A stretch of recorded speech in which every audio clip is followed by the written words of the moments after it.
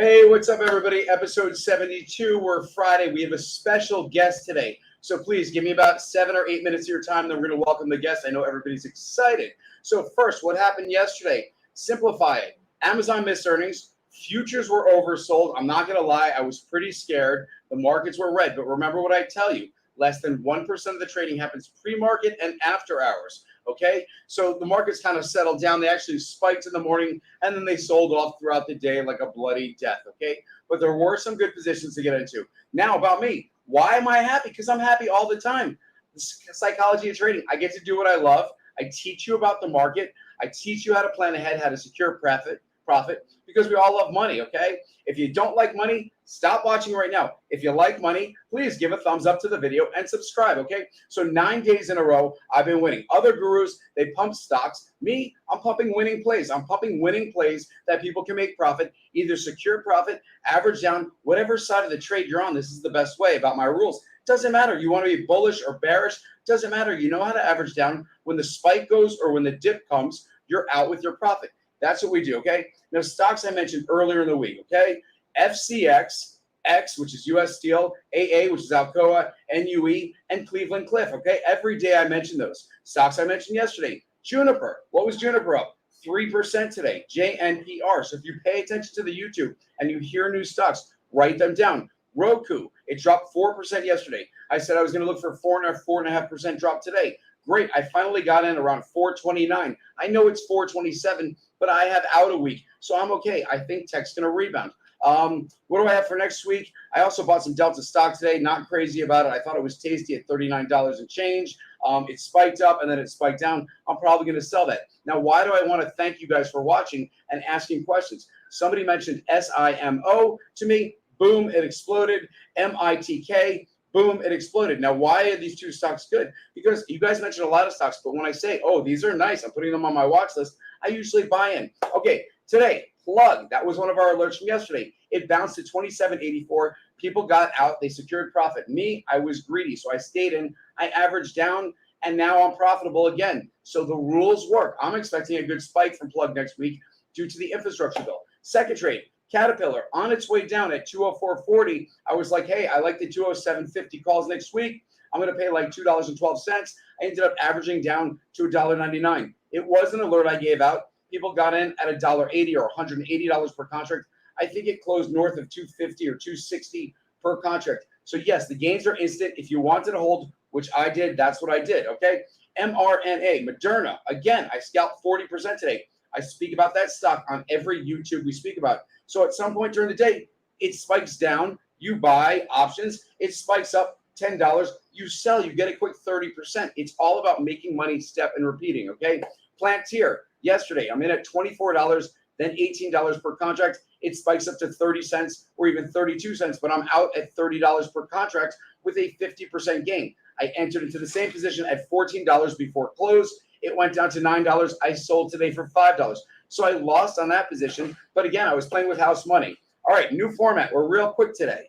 New format. We're going to do change it up all the time now. Today, I have a special guest. We're going to do slides real quick. Then I'm going to intro her, and it's going to be a great show. So let's get to slides real quick. Carlos, please. I was going to end with this one, I'm pretty sure, but this is one of her positions. I love showing her positions. And the reason I asked her to be on our live stream was because her entry points are just incredible. It doesn't matter what day it is, but she's calling the bottom on the day. She gets in, and if you could see the price, she paid $820 per contract. So they're expensive. But look what they're worth. Over $2,100, close to $2,200, up 266%. If this was your sole one trade, that would be amazing. But she does with this with every position. So let's skip the other slides. Let's just bring her right on. And we'll get going. We'll have a question and answer, and I want to answer some questions. So this is a platform member, a lifetime member, big core group of the member. She's referred to as Love. I'll tell you exactly what I know about her, and then we'll ask her a few questions. I know she's a professor of accounting. I know she lives in the Northeast because she shared this with everybody. And I know she has killer entry points. What I don't know is how long she's been trading, what her experience is. I do know that she took a small account, blew it up to like 30,000, blew up the account to under 1,000. It was $850, It did that within 5 weeks. She was north of 50,000. I don't get into it now because she hasn't shared that with me. But I will tell you, blew up her account, rebounded, blew up her account, rebounded. So anything is possible. It's only a matter of weeks in time. You have to follow the rules. Okay, love, welcome. Thank you for joining me. All right, so how long have you been trading for? Before we get into how you do what you do, because it's so amazing, please. I started in February. So I was one of those people who came in because of Reddit, right? Everybody's excellent. I started trading penny stocks and OTC stocks when I started. So and how much money do you think you put into the market, and are you up from that time? So market. From then, no, none of that exists. Okay. I think I only started with like $1,000, and it was to like 3 or something like that. Sure. Which is how everybody tends to start in the market. Everybody starts slow. They understand things. Most people blow up their accounts at least once. Have you done it more than once? Oh yeah, actually, yeah. Okay, let's be proud of it, because one thing, we're transparent, all right, and that's what people are going to respect. So, how many times have you blown up your account since? When? January or February, you said you started? February. Okay. So, wow, I would say that I've blown up my account at least 10 times. Okay, so here's a good lesson for everybody that's watching. If you have blown up your account, or if you haven't, what you do is you cipher some money off your account. So if you're trading with $1,000 and you work it up to 2,500, you take about 400 aside. If you keep doing well, you take another 400. By the time you blow up your account, hopefully you have enough money set aside to start again. You do not get discouraged. Everybody breaks the rules. Everybody gets over leveraged, and everybody blows up their account. Okay, how long did it take you to recover from blowing up your account the first time when you were depressed?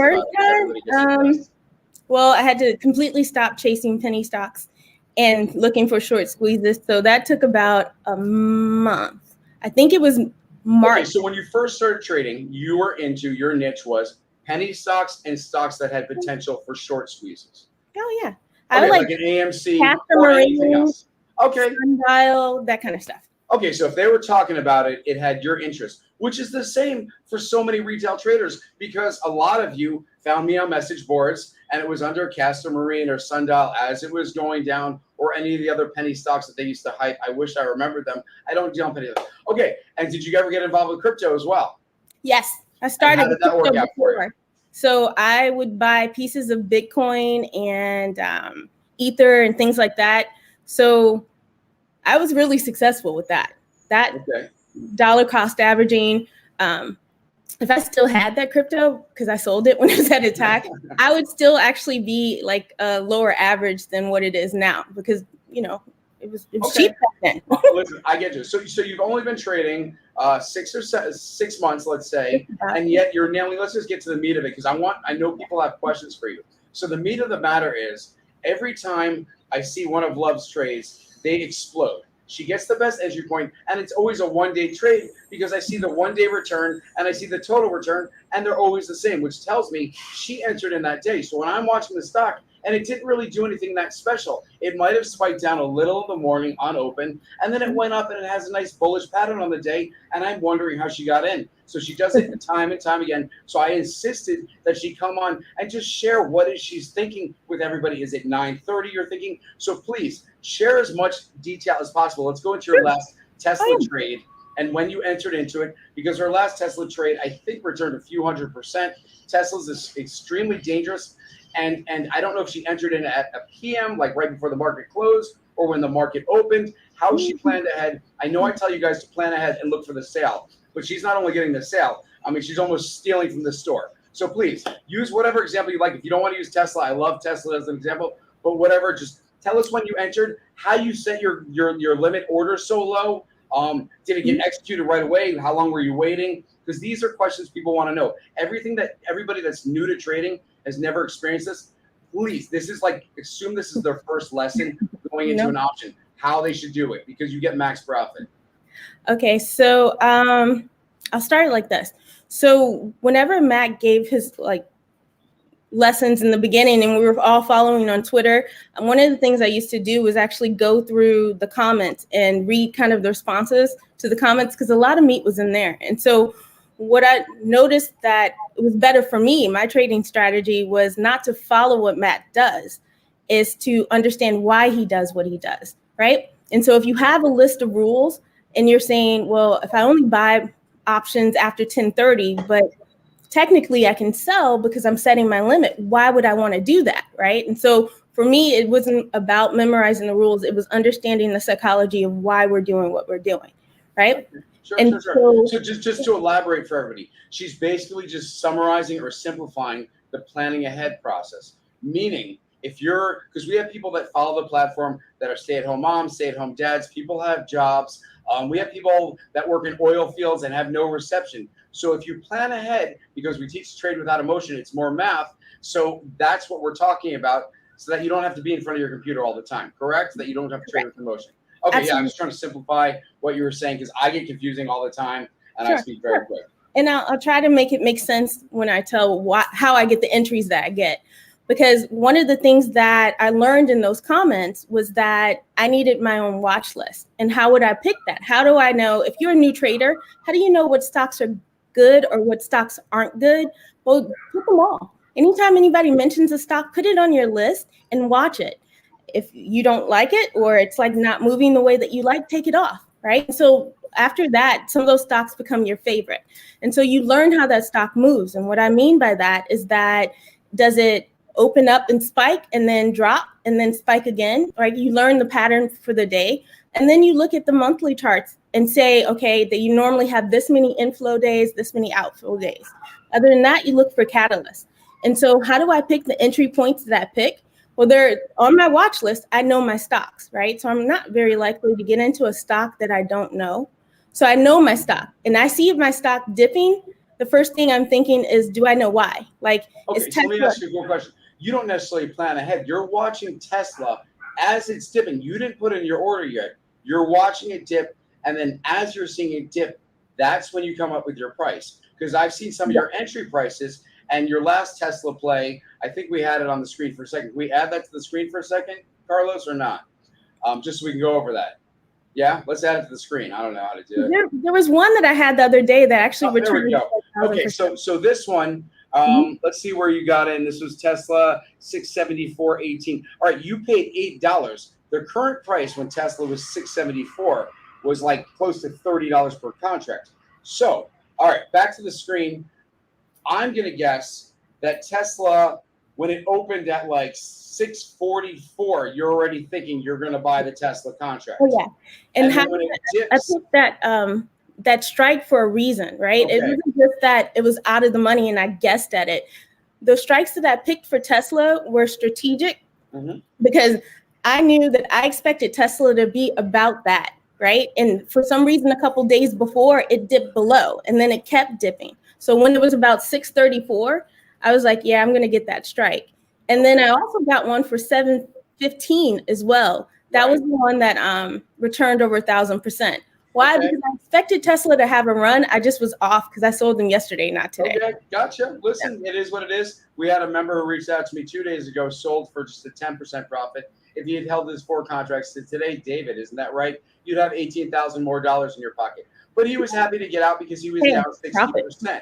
All right, so the great thing about Tesla and what Love basically said is she's making predictions. So when I tell you guys without Love here and I tell you guys make predictions or I message out, hey, always making a guess or an assumption, that's what she's doing. So she's watching. She's not necessarily planning ahead like I tell you, but mentally she's planning ahead. So if it dips down to a good entry point where she was happy, now do you pay whatever the bid is right away or the ask? Or when you get down to that entry point, let's say Tesla drops to like 637 that day, you're looking at your option. Was it $10 and you said I will pay $8, or was it $9 and you said I'll pay $8? How close was it? So that people can know I should go 10% lower after I see a crazy dip. Tesla is a special beast, by the way. It's so volatile, right? And so I do actually plan ahead. Like, for instance, I bought an MSTR option today, and the spreads tend to be bigger. And so I'll put in my bid, and I'm saying, this is what I'm willing to pay, and you just walk away, right? The reason why I watch Tesla is because it is volatile. So if it is dipping, it's probably going to dip a little bit further. And so I do put in my bid below the. So was it like $9.50 and you said I'll pay $8.50, Or was it like $11 and you said I'll pay $8.50? I'm So- just wondering how far away you took the shot, because other people are watching options and it's like $1.23, and I'm just trying to simplify for everybody else. So it's $1.23. So some people are like, oh, $1.23, I'll pay it. I have FOMO, I pay it all the time. Then other people are saying, okay, $1.23, I'll put in for $1.05. $1.19 is good. So how much under, when you're watching, did you put in your bid for? It depends on the stock. If it's a Let's go with highly Tesla. volatile, As Tesla was going down and you ended up paying $8.50, so I know the outcome. Where was it at price point when it was on its way down and you said I'll pay $8.50? Was it at $10.50? so it was at, I think I paid $8.20 for those, and I Right. think it was at like $9.75, but it was going down, and it was going Okay. down quickly. Okay, got it. So everybody that's following, if you're watching an option and you think it's bottomed, but it hasn't, and it has the chance to go down another 1 or 2%, that you could probably bid 20% under the current low bid. Is that about, you think that was good? I'm just trying to give easy examples. So people see And I something can at simplify it for $2, you. it's going down, and they're like, oh, $2 looks like a great steal. They could probably bid $1.60 and get it. And that's what Love does when she gets these entries. And she does it for like FCX. She showed me a contract because one. that was $31 earlier in the week, and I believe it crossed 38.10 today. I mentioned it today at 36.50, and I said it'll probably go up over $1, and it did. It went over $1.50 higher. But that's how you steal your entries. Again, definitely. Yes. So with FCX, that's a good one too, because it's a Mhm. different beast than Tesla. It's not as volatile. And so Okay. for that particular one, right, I looked at what was its high, right? This all-time high. I think it was in like the 40s or something like that, right? Probably 41 or something. Yep. So I knew that it had the potential to go higher than what it was. And I also knew there was a catalyst. There was going to be infrastructure coming up. And so I bought it at different bids. I bought in the money and slightly out the money because I expected that it could pop like 10%, 20%, whatever it was. And so while the stock was being beat up because the infrastructure bill was negotiated and nobody was paying attention to it, I was like, hey, it's on sale. I'm just going to grab it. And so I bought 3 different strikes for that. And then I waited. Okay. And then I did put in a bid for that. Yeah. I did not pay the ask. I did not pay the current bid. I went 10% below. Now, I'm just going to recap the market conditions for when Lev purchased her options, okay? We had 5 straight red days, okay? We had then 5 straight green days, and then we had some market consolidation the beginning of this week. So we had, I think, 1 or 2 red days. So you already saw last week where certain stocks were. So all they did is consolidate down to a level that were more attractive. So Love had those on her watch list. Now, when people used to ask me how she did it, or if she would ask how, she would say, I would buy a stock, meaning Matt would buy a stock. It would be down 40%, my option play. And at that time, she would jump in and say, what a great deal. Then if she needed, she would average down. Now, I couldn't average down because I was still watching it around 40 to 50%. When she averaged down, it would finally spike. Planning ahead, Love was able to secure profits. Me, since I was holding heavy bags, I was still holding it and stuck in certain positions, and I can name so many positions that I was holding bags. Now, the problem was I was growing the platform, and I was less focused. But somebody that understands the rules, which is, again, why I'm so happy that Love is here, and I mentioned we'll probably spin this off, and she'll have 15 minutes of love like a couple times a week. Anyway, so let's get back to, so what else can you tell people that you've learned, or what have you struggled with that helped blow up your account those times? Was it that you over levered? Was it that you paid too much? Because these are problems people are having. And that's what I want to get out there too. Sure. So this is a good example. We'll use FCX for instance. From what I've learned from rolling up my accounts in the past, and I'll tell you how I did that in a second. What I've learned from it is that I do go one contract at a time. So for instance, if I think I've called the bottom on FCX, I'll buy one. And then if it dips a little bit lower, then I'll buy 2. Another one. When my whole entire intention was to buy. Let's just stop right there. What she's telling everybody is testing the waters, which I have FOMO and I break the rules. So when I buy a contract, instead of buying 1, I will buy 4. And I tell people, I test the waters. When she's buying 1 and it dips and she buys another one, and then it dips and she buys another one and it dips, she has 4 contracts and the cost average is down here, whereas mine is up here. So that is how people are smarter than me. right there. I'm sorry for interrupting you. No, I just no. wanted to simplify how you are smarter than me in every way. So every time you make a point that you're smarter than me, I will just simplify it for everybody. No. Go right ahead. No, okay. And so that's why when you saw a lot of those returns that I posted on the platform, that you see I only had one contract. Well, it's because I called the bottom and that was it. So I didn't buy anymore. I don't care how much I thought it was going to go up. I'm in, right? And so that's kind of the rule of that. Now, how I blow my account up. Well, let's just stop right there before you blow up your account, okay?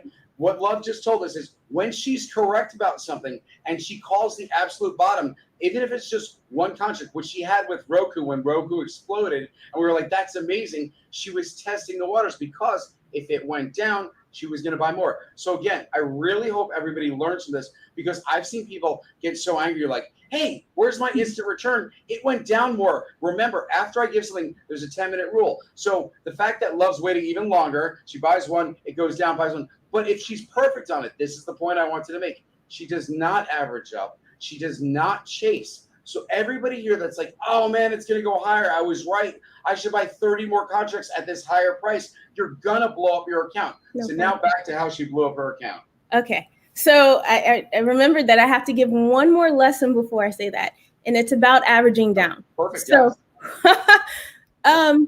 we know the rules for averaging down, right? We've got them implanted, but then I had to adapt it to my particular strategy and my risk profile.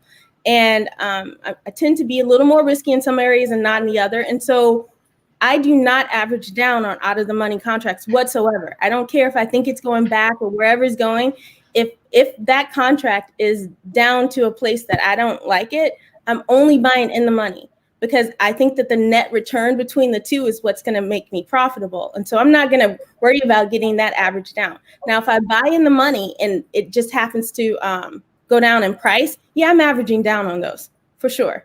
That's why it's important that I buy in the money unless I have another strategy like with Tesla. And I knew that it needed to be in certain places. Right. So just to highlight her rule, okay?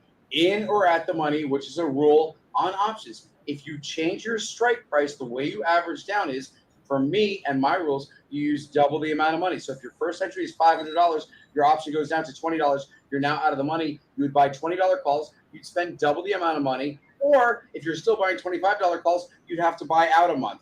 But I agree with Love. Yeah, absolutely. The stock jumping back or the bounce back is quicker. I like to stay with the same expiration date. I just like to go in the money better. So please, when you guys chase, you're going out of the money. Your contract becomes worth 40 cents or $40 per contract. And then you tell me, dude, Matt, it's so cheap. I used your rules. I put in $4,000. I bought so many more contracts and it's worth shit today and you suck. And I tell them, those aren't the rules. We go in or at the money. Okay, so back to I'm so glad that people use the rules. I know the rules work. So when people tell me and show me results, rules don't work if it goes down 20 straight days or if we have 20 straight green days. It doesn't work. It only works in markets like this where we're choppy. So that benefits you and I who look for the bottom and sell at the peak. So please, I want to hear how you blow your account. I'm getting there. I don't think they believe me. Yes. So wait a minute. I do believe that the rules work even in all situations because here's one of the rules that's kind of implied is if your stock is going down, you need to know why before you average down, right?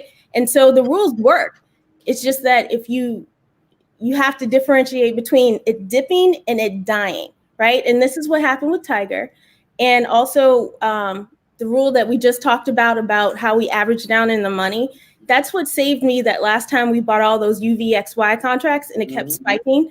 Sure. Then I was like, I'm only buying in the money. I'm not averaging down on 28 when it's at 36. It's not going to happen. And it also times I've mentioned blowing up my account is times I haven't given myself enough time, which I bring up more and more times when I average down with AI and I didn't have enough time, or NNOX, or even Plug once. So that was 3 times, and I blew up my account with AMD once, and Netflix on earnings results. So I blew up my accounts 4 or 5 times over the past year and a half, and I'm very good at what I do. But when I blow up my accounts, what I do is I take 2,000, I turn them to 60, I take about half out, I play around with it, and then when I eventually blow up my account, it's usually like a $40,000 or $50,000 blow up. Anyway, sorry, please. How did you? This is how I blew up my account, right? So typically, every time it is that one, I'm over leveraged. That's going to be it, right? And I'm not prepared for a market turn if I'm over leveraged, right? And so, for instance, today the market was choppy, it wasn't really extreme in any direction. You know that because the UVXY didn't spike like it did that one day that it spiked. Right. So we knew that it was in between. So it could go either direction actually. And then at the end of the day, like I think futures might be green right now after a bloody day. So you just never know. And because of that, it could turn. I mean, we can get even more COVID news and all of a sudden tomorrow it's going to be horrible. Well, if you're all in the market, guess what? You're all in the market. That's one of the ways I did it. That and being wrong about the direction of a stock. So the time that I went from all the way down to like 856, Yep. week before. And just to clarify with everybody, I believe, and correct me if I'm wrong, because I think you originally showed me like 4,000 or 7,000 originally. Then you worked up to 29,000. Very proud of yourself. And then it was like 29,000 down to like 850 something, correct? Yeah, because Okay, I wasn't prepared for. Just so people understand the range that people can trade in, because I've seen other people blow up their accounts from 30,000 down to 1,000. It's crazy, and it can happen. And you're watching it go down, and you're thinking it's going to bounce. I don't want to sell it at 7,000 because it's going to bounce to 10. And when you have the chance to sell at 7,000, now it's 4,000. And you say to yourself, I should have sold at 7. I don't want to sell it for. And then when you don't sell it for, it goes down to 1,000. And then you say to yourself, my account's going to have 0. I better take $800 because that's all I get. And when you have back-to-back red days and you keep seeing it slowly bleed, that's what happened to me over the past 3 weeks. Is that I see and recognize and I reevaluate and I take out because I see it's going down lower. But if you keep doing that, that's a slow bleed. And so after a while, I said, I'm just taking everything out and I'm waiting, right? I'll take what little I have after the past 3 weeks because we've all been there. We know what it was just like. And I'm just going to wait. I'll just wait. And I waited for Tesla. I waited for whatever it is. But I was like, that's how you blow up your account completely. So patience and perseverance and planning. You had a game plan. Your game plan was, I've been so beaten up that I'm going to make sure the next trade I enter into is a winning trade. Could you simplify and say that? Emotional trading. Yeah. Okay. So that's what I tell people also, the lesson that you have a gun or a knife held to you, and you better, when you enter into a trade, it better not be like, yeah, I kind of like this infrastructure build today or something like that. No, we have certain rules or lessons that are going to help us so we don't have FOMO. Oh, people are playing gene editing stocks today. Let me get on that bandwagon. I stay away from that. I only like to make 1 or 2 trades a day. How many trades do you make a day? How many different stocks might you be into? Oh, wow. That's another thing I learned. I'm not extreme with the, so typically so the diversity has been narrowed. Yeah. So I can focus on certain stocks. Okay. And I happen to know, so one of her favorite stocks, which you spoke about before, was MicroStrategy, which is MSTR. And what that is that's the Fort Knox of Bitcoin. So if you like crypto plays, or you're an SOS, FT, BitBit, whatever it is, NCTY, Riot, Mara, there are so many different options that you have. They're farming it, okay? MSTR is like Fort Knox. They are holding Bitcoin. They are buying Bitcoin and holding it. So they're assuming that when Bitcoin prices double, the stock actually doubles exactly. It moves exactly with Bitcoin. So if you don't want to invest in crypto, you can invest in MSTR. So what Love does is every time MicroStrategy goes down, she buys a contract for the cheap because somebody is scared that day. And these are expensive contracts. So she'll spend 2,000, 3,000, 4,000 on a contract. But the point is, the person started the day at 6,000 for that contract. She'll buy it off them for like 2,800. 4 days later, when Bitcoin recovers wherever it is, and it's back at 40,400, her contract's going to be worth 6,600, and she put in 2,800. So she's going to be over 100% profitable. Now, when Bitcoin finally spikes, because we all know it's coming, it's going to spike to 44 or 46,000. Love, how much of return are you going to have? How many contracts do you have going into the weekend? Okay, so and I know you liked it this weekend. Right. Well, yes, I did because it was heavily beat up. The price targets went up for it, and Bitcoin was only coming down. You have to know a reason, right? Bitcoin was only coming down because Bitcoin futures expired today. So I was like, it's on sale. And I was right because I think it jumped like $20 like by the time it closed or something like that. Probably. And just to simplify what Love's saying about Bitcoin futures, I'm not sure where she finds this, but I found it also. And then it tells you where the Bitcoin range is likely to be in 2 weeks or 3 weeks or whenever the next futures expires. The last time they told me that, I believe Bitcoin was like 60,000, and the Bitcoin futures told me Bitcoin was going to be somewhere like 50 to 52,000, and then it went down and it was like 8,000 lower. So those Bitcoin futures really tell you, and what it's called is max profit or max pain, I think they call it. So Bitcoin has to be at a certain price for people to get max pain. So lo and behold, Bitcoin, just like the stock market, is manipulated. So when is the next options date? Do you know?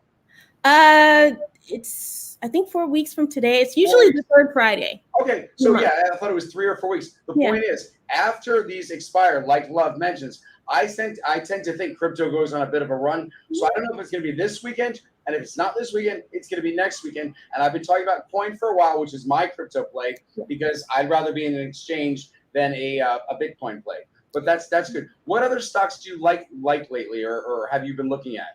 Okay, so I do have to explain with MSTR that the initial option that I got into, I waited for 2 months to buy that, like to find the perfect entry. And I knew how much I wanted to pay, and I knew how far out I wanted to buy. And so I actually bought 8 weeks out, right? Because I thought Bitcoin was going to be at like 40 something by then, and that if I buy it at this price, that I could make between $30,000 and $60,000 on that one option. Well, Bitcoin didn't quite get where I wanted it to go, but at one point that option was worth $22,000. Like, so I was right. I bought it for 52 and it was worth 20.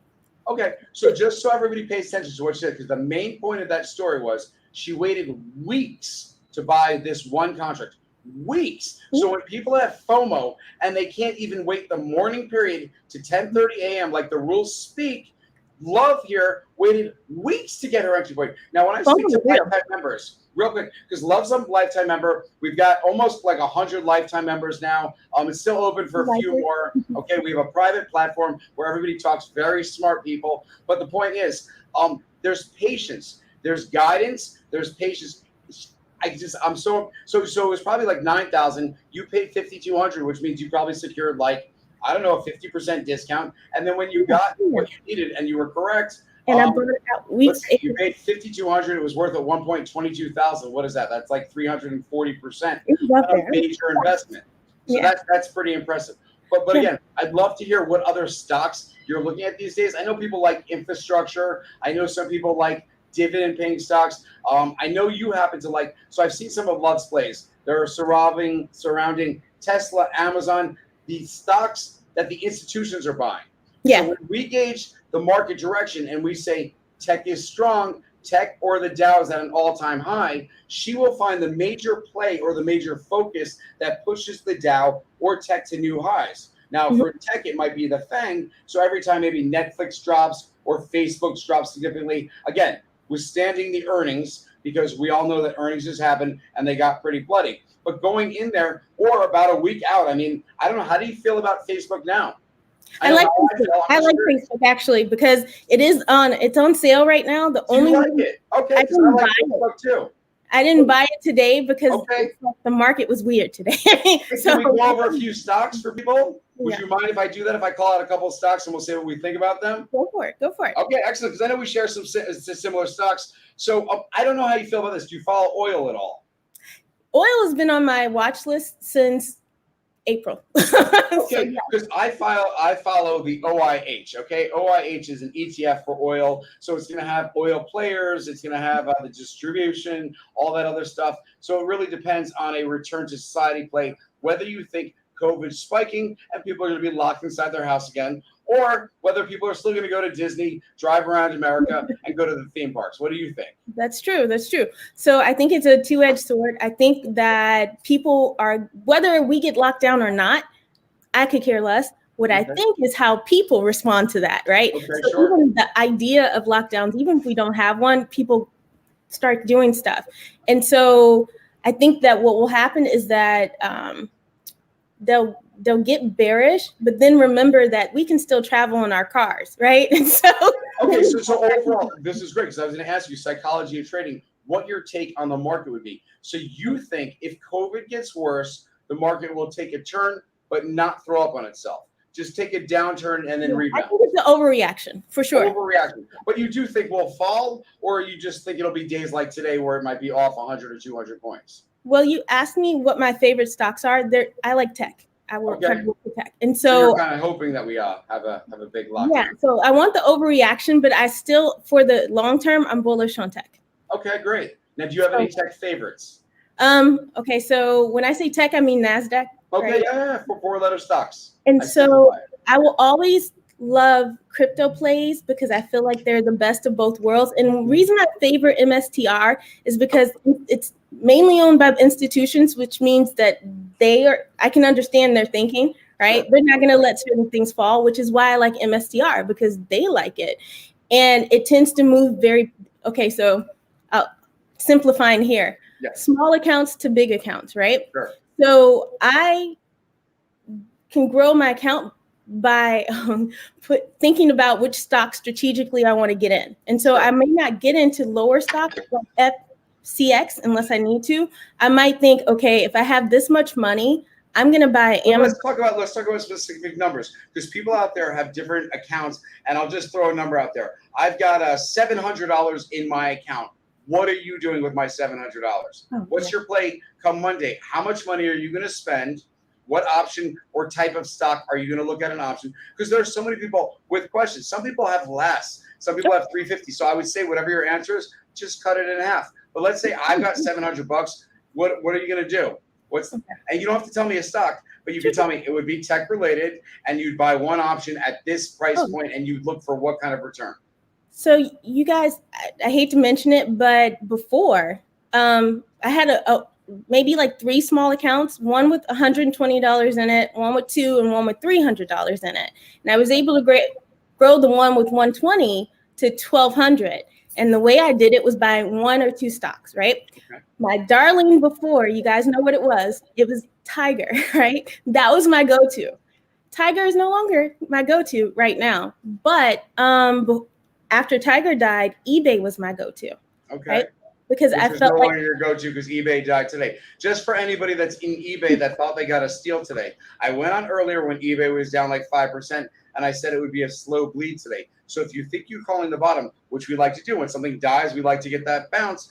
eBay was just going to be paper cuts the entire day, kind of like Delta and Carnival used to be. So trying to avoid eBay going forward. When people lose interest in stay away. Now, there were stocks like STX, which is strong like a beast, okay? Even though it had earnings and it fell, there's still been every day has been demand. So that's STX, and we'll get back to love. And so what I would do is I would take any of those stocks on my watch list, right? I would go down and I look at the institutional buys, right? Because I want to know where they're trending, right? Okay. Then I look at the demand and try to see a volume pattern, things like that, like for the month. I'm like, okay. So for big tech stocks, so if I took 5 big tech stocks or the FANG, and then you would go and you would look at institutional buys, and if they were bullish buys, then you would say that makes sense. So to simplify somebody from like Webull, the platform, okay, would you look at maybe any stock, like let's look at Netflix, okay? And then we'll look at the last 5-day purchases. So 5 days ago, there was a little selling by institutions, and then large orders 2 out of the 3 last days. Would you say that would be bullish, right? Yeah. In a general matter of speaking, if you find a simple stock and there's inflow in large size orders, that would be good for you. My play with that one, like Netflix and Roku are together on my watch list, right? Okay. And so my strategy then is if I expect Netflix to act like that, I also have Roku on my list. I bought Roku today, by the way. Okay, excellent. And the reason I did that is because they have earnings next week. I think they're going to be strong. Do I plan on holding to earnings? I don't know. Probably not. But I do see that they were beat up. I think that the demand is huge. Like for the most part of the day, it actually was more institutional selling, right? And so I kind of see where I think it's going to go. So if I had a small account, I probably would have bought, well, I probably couldn't afford Roku right now. So I can't say that one, but if you could afford Roku, I would have bought that. Okay, well, here's another option strategy. And I wanted to actually separate this and talk to you because I like in or at the money. Now, we have other lifetime members who buy option contracts. And I know other new people to trading will buy option contracts that are 26 cents, and they will look to sell them for 49 cents, meaning $26, $49. When I buy a contract, or when Love was talking about her contract, she was paying $1,000 or $2,000 for it. maybe she's paying a couple hundred, but some people like to trade out of the money. Now you can do that, but you must get your bid met. Meaning, if your option is 10 cents and you're thinking the stock's going to dip, you don't want to pay 8 cents. You want to pay 7 cents and have someone scare sell to you. So when the stock spikes back up and you get 12 cents, you're making 5 over 7. You're making about 70% to 80% profit. So you can make good returns, but if you chase something or pay the ask and you're like, oh, it's $9 or $10, let me just buy that and take a chance that it'll go higher. No, you want to pay $8 and then exit back out at $12, and that's 50%. If you buy at 10 or 11, it spikes at 12 and then back to 6, you're going to be a loser every time. But some people like to play this about that. Like, I have a cheat when it comes to that kind of thing too. Oh yeah, please share everything. Because I feel like you can get a really good turn on out of the money options or whatever if you're right about the direction. But here's what I do, especially with certain stocks. Like today, MSTR was like 60 whatever it was, and I bought a 620 option, right, out of the money. Why did I do that? Expiring next week. Today. Yeah, okay, next week. Okay, perfect. I'll mention day trading in a second because I don't. So the reason I did that out of the money, one, technically I looked at the range for the day, right? And at one point it was 630. And so yes, it's out of the money, but do I consider it? No, right? Then I know that my stock can move like $30 to $90 in a day. Sure. Well, yeah.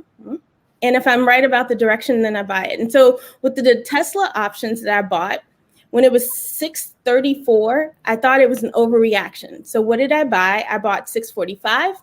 I bought 675 because that's where I thought it was going to be. And I also bought 715. And I only bought a couple of those just because they were really cheap. And I thought if it's going to go on a run to that, it's going to try to break, even though the support levels before that. Now, what happened was Tesla tanked a little bit more. And so I ended up averaging down on those 715s. Right. And when it did break, I made over 1,000% in a day. Right, which is just insane. But that's how you follow. I mean, you know exactly what you're going to do if it goes down to a certain point. You know exactly what type of money you have allocated, right? Right, so but I buy out of money for a reason. I don't just say, okay, I'm guessing it's cheap. Right. Because you're throwing away your money if it's never really going to even come close to reaching that. But I also want to be frugal with the money I do have, right? And so if I think that there's a sweet spot, like for MSTR, I really think MSTR is going to run, right? And so when I said 620, I didn't think it was going to reach it by the end of today, which it did. Fantastic. Right. But I was like, I know that it's going to reach it next week sometime. Bitcoin's going to do what it does. And so I always have a reason for buying out of the money. Otherwise, I only buy in the money so that I can average down. Right. But now here's the example. Even if you buy out of the money, let's say Pins had its earnings yesterday and you thought Pins was going to go down and Pins was like 70, Pinterest is $73 or $74. And you're like, I'll buy out to next week. I'll buy a $50 put because it's never going down to $50. It won't even be $50 or under by next week. But if you had bought a $50 put and going into today, let's see what you'd be worth. You would have made about 42% on your return today. If you'd bought a $55 put, you would have made 300%. A $60 put, 460%. So you can definitely buy out of the money as long as you have a reason for that. Yeah. Now that we finish this, let's get to some questions because I know people want to ask you questions. They don't want to ask me questions. So Carlos, let's see some questions. If you're having a good time, please hit the like button. We're here for analytics and likes. So I will give my thoughts on Plug. And anytime you want to step forward and you want to speak first, this is great. Just slam the buzzer down and you're good. And if you don't have a buzzer, then I guess I'll just speak first. All right. So Plug, I like Plug. When we saw the sell-off today, and I think it went to, I do everything from memory, 26.85. It probably even went lower than that when it was selling off. But we saw a strong bounce at the end of the day. Plug actually turned green at one point. Now, this is the crazy thing. It's the mentality of trading. People are so anti-Plug that they don't want to see Plug green. So I'm pretty sure Plug flat is exactly flat or probably like 4 cents down or something to that extent. I like Plug. I like my calls. I'm in at $1.08. I think the price right now is $1.14. I'm holding for like $1.60. What are you thinking about Plug? And I know people objected to Plug. There was a mixed message. So any thoughts? You could not like it. It's okay. My thing is, if Plug's on my watch list, right? So it's not like it's in my realm of. It's not in play for you right now. There's no Plug. No plug, no plug. Okay. Why? Because I just don't like I want to see a trend of institutional buys, Mhm. and it's just too broken for me, right? Okay, sure, So, sure. instead of plug, when the infrastructure thing was coming down, I went into Blink because I like. And that is so true. Blink, which was so light in volume today, because I noticed this today. Blink was actually doing better than Plug. When I looked at the number of shares traded in Blink, it was 600,000. When I looked at the volume for Plug, it was 8.4 million at the time. And Plug was down more than Blink. So I was like, when Blink used to be shorted, it used to be 3 million, 6 million. So that's the good news for Blink players. There's no more shorts on that side. I don't know about Plug, Sold but it. there are no shorts on Blink. I'll tell you that much. I sold it. Now, if Plug was around $26, I remember the first couple times we started playing with Plug, it was like 26 to 23, things like that. If Okay, it goes sure, back yeah. to that range, I probably would. Like, Well, if it goes back to that range, I'm not playing with that stock anymore because I'd be very upset. But I did see someone asked us about Roku, so I'm going to tell you real quick. I'm looking at the 1 month chart. Heavy volume, 5 out of the last 6 days. 3 of them were good. 2 of them were bad. So today and yesterday were pretty light volume. So again, tech kind of threw up on itself. So that's what I'm looking at Roku. I'm thinking Roku's going to bounce. Everybody knows I love Roku. And I made a wager that Roku would hit $500 before Netflix would hit $600. So that's still out. Roku was $476 a couple days ago. So it will be back. What are your thoughts? And before earnings, I might actually hold Roku into earnings. I know Netflix. Yeah, that's the thing. I usually don't do Roku's that, pretty but cool. I actually think that I might. Somebody asked me that question too, and I was like, it depends. That was my answer. Okay, Perfect so answer. the reason why, here's my Roku story. Talk about blowing up your account. I bought Roku yesterday, right?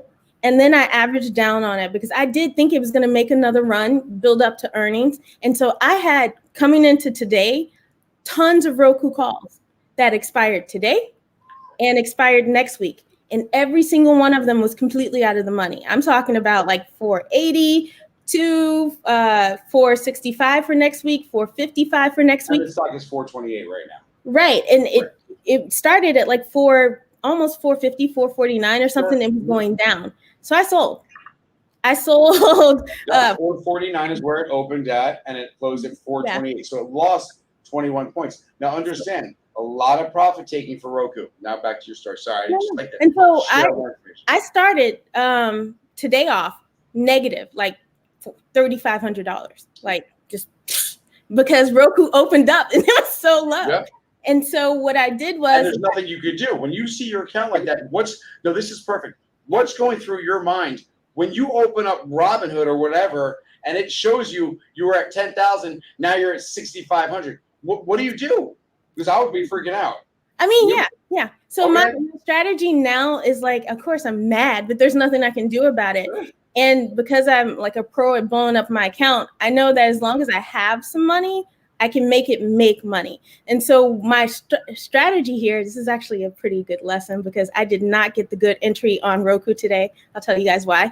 So I was like, I'm going to sell for the best that I can because it didn't open up directly like up. It kept doing kind of this weird thing. So I didn't sell it open. I sold maybe like 45 minutes after, trying to get the best whatever I could for those contracts. They kept going up and down and whatever. Sure, they were playing around with it. Yep.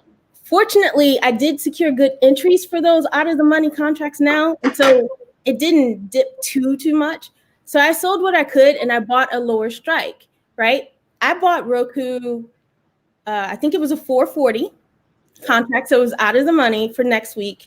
And at the time, Roku was 434. Okay. And that's what I mean by I didn't secure the best entry, right? So I was a little upset about that. But I hate overpaying. And so I do, I like Roku going into next week, and I'll tell you why. Yeah. Like you said, I like the chart. I like the buying pattern. I like how it held up on a day that was like Amazon was completely beat up, right? It didn't start tanking to kind of sort of the end, right? And I think that some people were taking even more profit. And I think that they're going to be strong going into earnings, which is why I might hold. Yep. And just because I'm that type of person, I actually did buy an out of the money call for Roku. I think I might have bought like a 480. Okay, well, we'll see how it plays out. But you and I might hold. Now you've got a question for you right here from Michelle. She wants to know if you're holding your UVXY calls or your SPY puts, or did you just secure profit? Now, so that's an interesting one. I held, but I held for a reason. I do not have a lot of. So you're holding both. Yeah. UVXY calls and SPY puts. I only have 2 UVXY calls, and I'll tell you why I hold. Even if I think that Monday is going to be strong, I don't think it's going to go straight up. I think it's going to be choppy, which is why I held the UVXY calls, right? Because it's a measure of volatility. And so I think it's going to be volatile, but even if it's strong or negative, I think that I can sell those for a profit, right?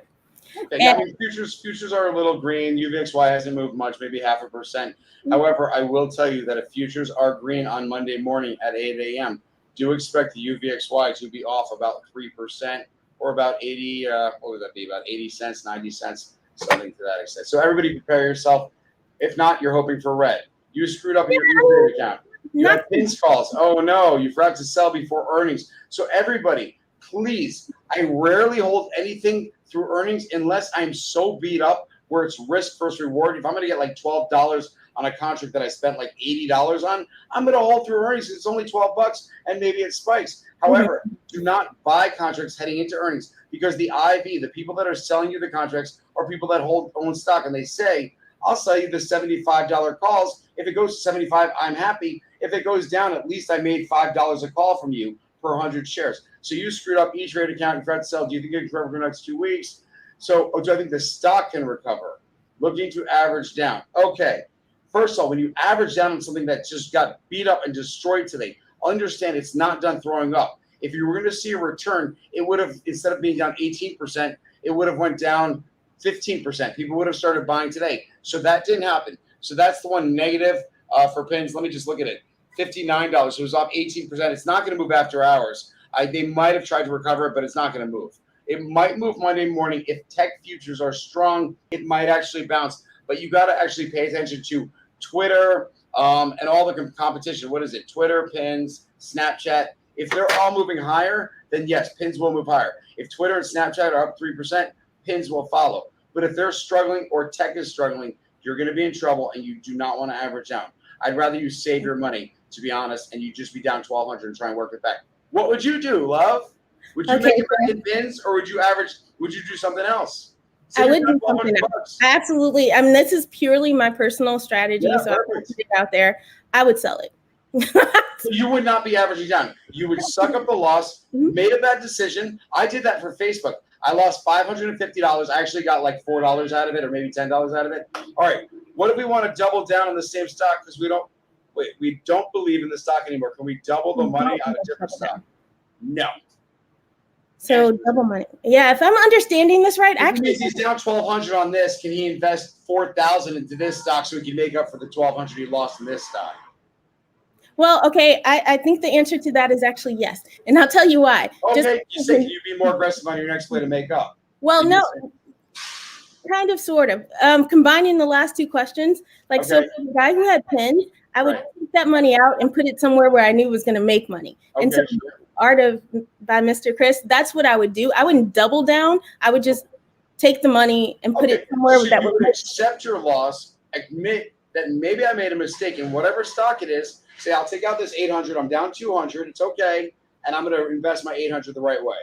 Something like that. Because I think what happens is when we take losses like TRIT and EBON and Tiger and things like that, we tend to think that we have to keep it until that stock makes it back. And it's like if you would have taken what money you had and put it somewhere else, you would have made it by now. Like, you don't have to wait on that, right? And a prime example is the same people that were averaging down with Carnival and Delta and all those stocks, and they were beat up for days after days. They had so much money secured in those. So please tell people about your indicators. My indicators, I definitely look at futures. I just like to see where I think that for me, it measures sentiment of where people think the direction is going to go. Now, does that mean that the market's going to be green because they're green or red because they're red? No.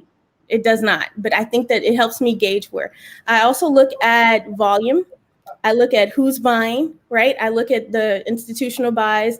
I look at the inflow and the outflow, and I look at the competitor or competition stocks, right? What are they doing? So if they're up and mine's not, maybe it's going to trend that way. And then I look for any catalyst. So you want to see those stocks moving in the same direction. Mm-hmm. or do you want your stock to be something special? You're like, mine's up 5%, those are down 5%. I expect them to move in the same direction. So if there so that is a warning. If you're in a banking stock and your banking stock is up 1% on the day, and all the other banking stocks are off 3%, you're pretty sure your stock. You're okay. I'm just trying to simple because people have this one. They're like, oh look, Blink is down, but Plug is up. How great! Or ChargePoint is. Or Lucid and Tesla and NIO or Chinese. So people, okay, Matt Love, talk about TRIT. Okay, my talk about TRIT is there's never going to be a short squeeze with TRIT. Yes, I believe they're going to earn money. They have so much messed up shit going on, and they're a Singapore company, but they get tied in with China and tied in with Asia. So that's my opinion. The demand is still there, but the volume's gone.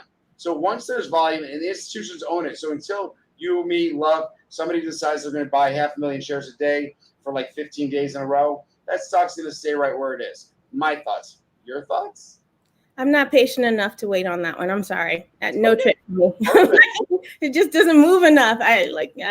Listen, I agree. I look for volatile stocks. I look for stocks that have huge swings because I know if I can call the right market momentum that I can get in at the right entry and secure 20, 30, 40% profit. Now, again, I know some people like to trade multiple trades a day. I would like to be successful once a day and be batting 100% every day.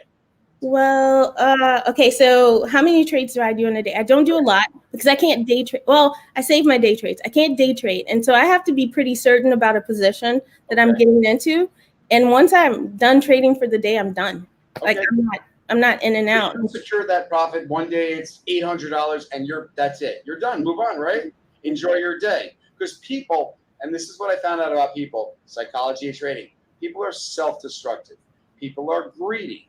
So somebody will make 25%, but 25% wasn't good enough. They want to make 100%, and then they get re-involved. They lose the 25%, and they lose a little more, and the day is a negative day. So that happens. So please, secure profit, repeat it. Secure profit, repeat it, don't have FOMO. All right, Zoom, your thoughts on Zoom. $2.65 got hit. So you bought some cheap out of the money because we think Zoom is probably like what? What's your guess? Do you know where Zoom is? I'm going to say Zoom's going to be like 370 maybe? Oh, okay, I'm way under that. I would have said 350. Oh, wow. No. Hopefully it's in between. Unless, no, you're right, 378. Okay, Zoom's pretty good, 378. Let's tell you what today was. So the chart in Zoom for me actually looks like it's consolidating. Now, the reason I happen to like Zoom, and I'm okay with the $400 options that expire next week, as long as you get rid of them in the first 1, 2, or 3 days next week, because you're really looking for Zoom to, actually, it would be chancy. You're out of the money. So for me, it would be chancy. I happen to like Zoom. I would have went with 820 options, maybe a 400 or a 420 strike, and paid the same thing. I would have went a little longer. Love, what about you? I love Zoom. I didn't buy it today, even though it was at the bottom, because it was doing some weird stuff. I don't know the technical analysis of it, but it was doing weird stuff. Now, if anybody follows my trades or you looked at it on the platform, then you know that I had bought like a Zoom contract earlier in the week for $365. And then yesterday I went to like $390 or something like that. And I made like 230% or something close to that. So I like Zoom. I do think it's going to get to 400. It's just that I don't know when exactly. So what I'm looking for is on Monday for it to consolidate a little bit more. Okay, right? Which is a possibility, sure. And then I would enter. Okay, so if you're going to average down, wait for Zoom to consolidate. Now, I have a quick story like Love. I bought in at 350. I alerted to the private platform members. It went to 347 because there's a 10-minute rule, so it went down 1% after I alerted. And then the next day it opened at like 362, 365, and it was up 5%. I sold for a killer return. It was definitely over 100%. I remember that. All right, hey, Matt, Pids is on sale or a death trap? Yes, it's one or the other. It's definitely either on sale or death trap. Didn't we just talk about this one? Yeah, we talked about pins. Yeah.